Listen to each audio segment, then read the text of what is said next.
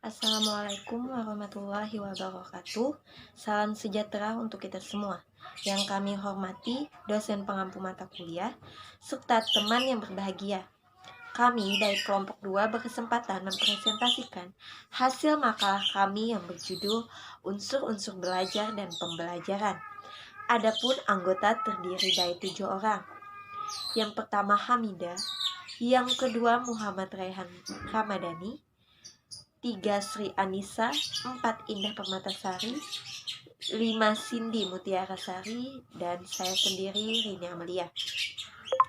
Sebelum memulai presentasi, ada baiknya kita berdoa menurut kepercayaan masing-masing.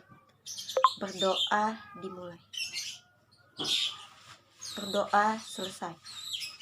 Baiklah, kita mulai saja. Yang pertama akan dijelaskan oleh Hamidah. Persilakan. Unsur merupakan bagian yang saling berkaitan dalam suatu pokok pembicaraan. Sedangkan unsur belajar merupakan bagian yang berkaitan pada kegiatan interaksi antara stimulus dan respon yang akan menimbulkan perubahan pada perilaku. Menurut Rifai dan Ani tahun 2012 mengemukakan 3 pokok unsur-unsur belajar. Yang pertama ada pembelajar yang meliputi peserta didik, warga belajar, dan pembelajar. Yang kedua yaitu rangsangan. Merupakan suatu proses rangsangan atau suatu proses yang merangsang pembelajar untuk melakukan kegiatan belajar secara optimal. Yang ketiga yaitu memori yang berisi kemampuan berupa pengetahuan, keterampilan, dan sikap yang dihasilkan dari aktivitas belajar sebelumnya. Selanjutnya unsur pembelajaran. Unsur pembelajaran adalah bagian yang saling berkaitan dan saling menunjang dalam proses pembelajaran, yakni hasil interaksi antara stimulus dan respon. Merupakan suatu proses pemberian materi atau apa saja dari pengajar atau guru kepada muridnya dan menjadikan orang atau makhluk hidup belajar. Selanjutnya ada unsur-unsur belajar dan pembelajaran, yaitu yang pertama kesiapan belajar atau mengajar, kedua motivasi siswa atau guru, ketiga bahan belajar guru siswa, keempat alat bantu belajar, kelima suasana belajar, dan yang terakhir kondisi subjek belajar dan pembelajar. Upaya pengembangan unsur dalam proses belajar.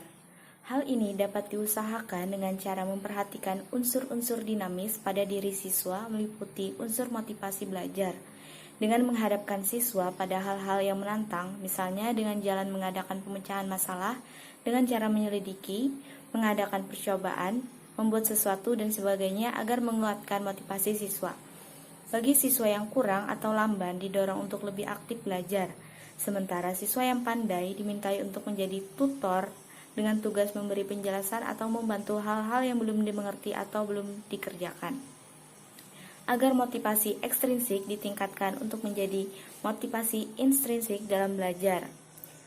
Unsur materi atau bahan belajar, hal ini dapat diusahakan pengembangannya antara lain dengan jalan.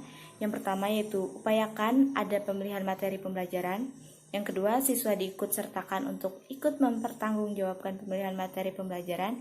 Dan yang ketiga, siswa diusahakan untuk memanfaatkan sumber belajar di lingkungan sekitar yang tersedia mungkin. Unsur suasana belajar dalam usaha pengembangan antara lain dapat dengan jalan. 1. Diusahakan adanya suasana belajar yang akrab dan gembira. 2. Siswa belajar bervariasi. 3. Kelas diatur secara fleksibel sesuai dengan kebutuhan siswa yang belajar. 4. Kelas dengan jumlah siswa jangan terlalu besar. 5. Menggunakan multi metode dan multimedia. Unsur media belajar. Pengembangannya dapat diusahakan antara lain dengan jalan. 1. Meningkatkan penggunaan media. 2. Mengikut sertakan siswa. 3. Menyiapkan media. 4. Menggunakan media. 5. Siswa dilatih untuk membuat laporan. 6. Siswa dilatih membuat media pembelajaran sendiri. Unsur kondisi siswa yang belajar. Pengembangannya antara lain dengan beberapa jalan. Yang pertama, pembelajaran secara ideal dan individual. Kemudian sistem klasikal yang sekarang berlaku diusahakan untuk dilaksanakan secara klasikal bervariasi. Adapun unsur-unsur lainnya dalam sistem pembelajaran, yang pertama ada siswa, jadi keputusan-keputusan yang diambil dalam perencanaan dan desain pembelajaran disesuaikan dengan siswa yang bersangkutan, baik sesuai dengan kemampuan dasar, kemudian minat dan bakat, motivasi belajar siswa, dan cara atau gaya belajar siswa itu sendiri.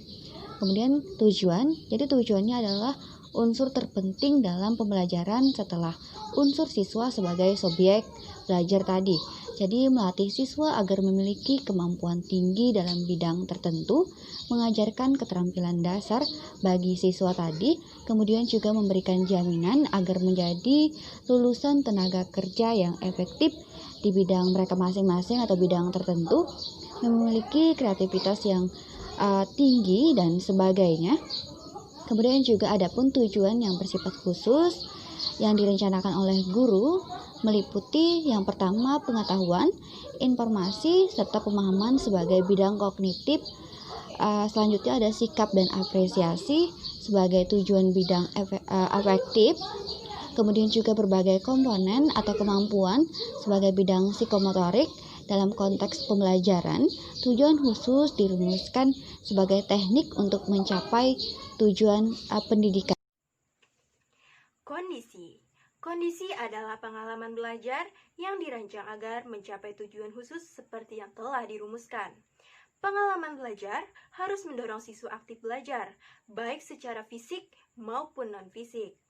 Merencanakan pembelajaran salah satunya adalah menyediakan kesempatan pada siswa untuk belajar sesuai dengan gaya belajarnya sendiri. Selanjutnya, ada sumber-sumber belajar. Sumber belajar berkaitan dengan segala yang memungkinkan siswa dapat memperoleh pengalaman belajar yang meliputi lingkungan fisik, seperti tempat belajar, bahan dan alat yang dapat digunakan. Selanjutnya, personal, seperti guru, petugas perpustakaan, dan ahli media. Dan siapa saja yang berpengaruh, baik langsung maupun tidak langsung, untuk keberhasilan dalam pengalaman belajar. Selanjutnya adalah hasil belajar. Hasil belajar berkaitan dengan pencapaian dan memperoleh kemampuan sesuai dengan tujuan khusus yang ingin direncanakan. Dengan demikian, tugas utama seorang guru dalam kegiatan ini adalah untuk merancang instrumen yang dapat mengumpulkan data tentang keberhasilan siswa mencapai tujuan pembelajaran. Berdasarkan data tersebut, nantinya guru dapat mengembangkan dan memperbaiki program pembelajaran tersebut. Unsur merupakan sinonim kata komponen. Dilihat dari fungsinya, setiap komponen ada yang bersifat integral dan juga ada unsur yang bersifat tidak integral. Unsur integral adalah unsur yang tidak dapat dipisahkan dari keberadaan sistem itu sendiri. Contohnya seperti komponen siswa dan guru. Kita akan sulit menganggap bahwa sekolah itu ada manakala di sekolah itu tidak ada siswa yang diajar atau tidak ada guru yang mengajar. Sedangkan komponen tidak integral adalah komponen pelengkap, yang artinya walaupun komponen ini tidak ada, maka tidak akan mempengaruhi keberadaan suatu sistem, walaupun mungkin akan mengganggu perjalanan sistem itu sendiri. Contohnya seperti komponen perpustakaan dalam suatu lembaga sekolah. Walaupun sekolah tidak memiliki perpustakaan, akan tetapi tidak akan menggoyahkan keberadaan sekolah tersebut. Baik, sampai di situ presentasi dari kelompok 2. Apabila ada yang ingin bertanya, dipersilahkan. Terima kasih.